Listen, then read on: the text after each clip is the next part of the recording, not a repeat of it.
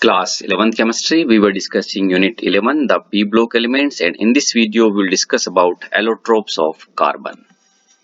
First of all, what is allotropy? Allotropy is the existence of a chemical element in two or more forms, which may differ in the arrangement of atoms in crystalline solids or in the occurrence of molecules that contain different number of atoms. Now, what are allotropes? Allotropes are different structural forms of the same element. Clear? Different structural forms of the same element and can exhibit quite different physical properties and chemical behaviors.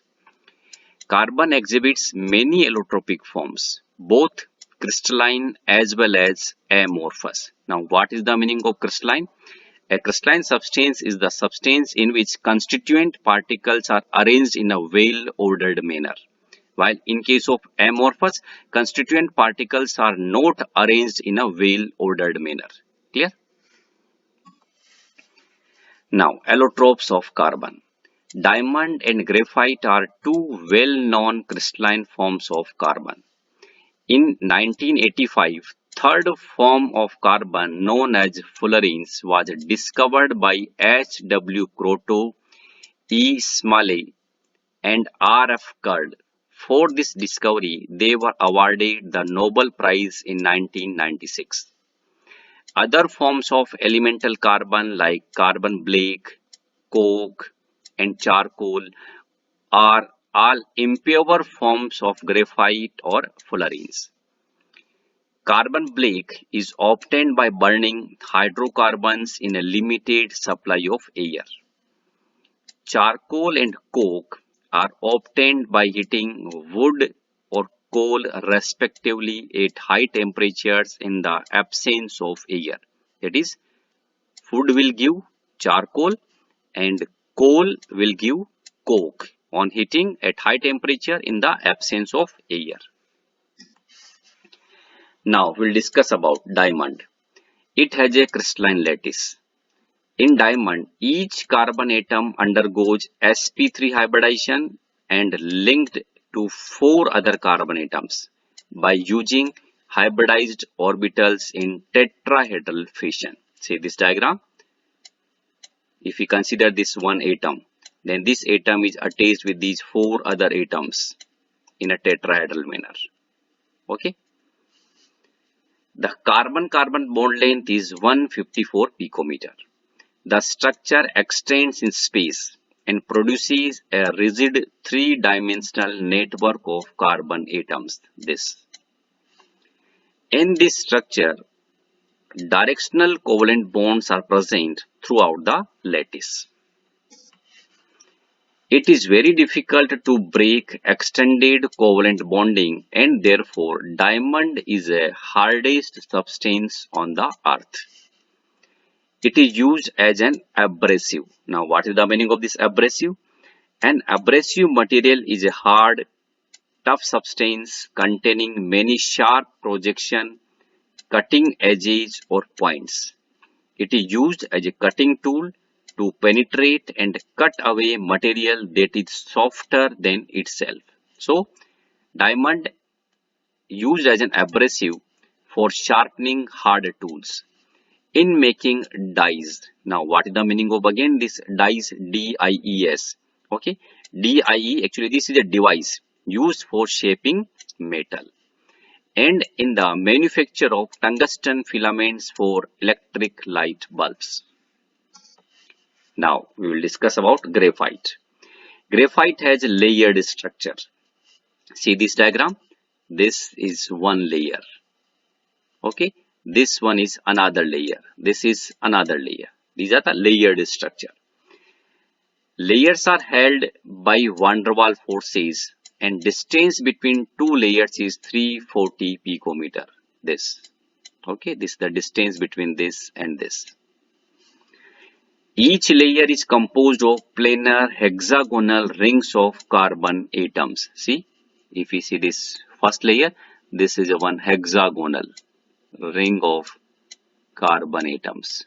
Okay. Carbon-carbon bond length within the layer is 141.5 picometer.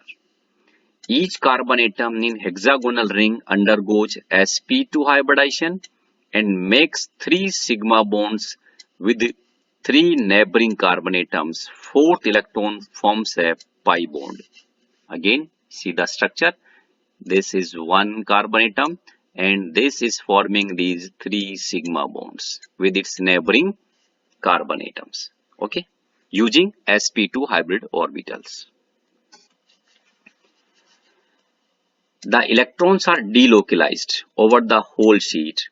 Electrons are mobile and therefore graphite conducts electricity along the sheet. As we know, graphite is a good conductor of electricity, and this is due to this mobile electron, this delocalized electrons.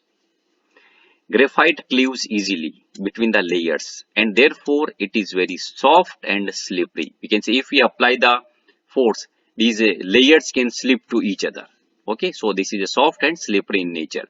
And for this reason, graphite is used as a dry lubricant in machines running at high temperature where oil cannot be used as a lubricant. Now there is one question, problem 11.7. Diamond is covalent yet it has high melting point. Why? Diamond has a 3-dimensional network involving strong carbon-carbon bonds which are very difficult to break and in turn has high melting point. Now, fullerenes.